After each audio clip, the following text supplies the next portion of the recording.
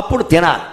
అప్పుడేమో ఇవాళ యువకులు చేతులతో కాదు, వేళ్లతో కాదు, వీళ్ళిళ్ళు బంగారంగాను గోళ్లతో తింటున్నారు. ఇలా గోళ్లతో కొద్దిగా లావెక్కిపోతామేమో, లావెక్కడమేటమో అక్కుపక్షి అయిపోతావు, దేనికి పనికిరావు, పిల్లల గండానికి అసలే పనికిరావు. ఆ మాత్రం తినకపోతే అలాగే ఎప్పుడు మానేయాలి? 60 దాటాక 70 దాటాక. యువకులకు ఉపవాసాలు కూడా చేయమని చెప్పలేదు, శుభ్రంగా తినమనే చెప్పారు. ఎందుకంటే అరుగుతుంది వాళ్ళకి. తిని పని చేయండి. ఇప్పుడు ఇంత గణపతి పందిరేసి ఇంత అడావుడు చేయాలంటే యువకులు శుభ్రంగా తినాలి, గట్టిగా పని చేయాలి. అక్కడ వీళ్ళే నీరసం ఉపవాసంతో ఉంటే ఏం చేస్తారో? ఈశ్వరమైన మనుషులు ఉంటే దేశమే గణపతి కూడా నీ మొహమే చూడలేకపోతున్నా బోరా అబ్బాయి అంటాడు. కాస్త పుష్టిగా ఉండాలి, ఇట్లా తినాలి. 60 దాటే అప్పుడు తగ్గించాలి. రాత్రిపూట అన్నం మానేయాలి. ఏదో 2 చపాతీలు, అవి మళ్ళీ అందులోకి ఇంకా పుల్కా, అల్కా, ఆ కూర, ఈ కూర, మిక్స్డ్ వెజిటబుల్ ఇన్ని అక్కర్లేదు. ఇంకా తినేవేమో 2 పుల్కాలు, కూరలేమో 4. ఇది పుల్కా, అది అల్కా.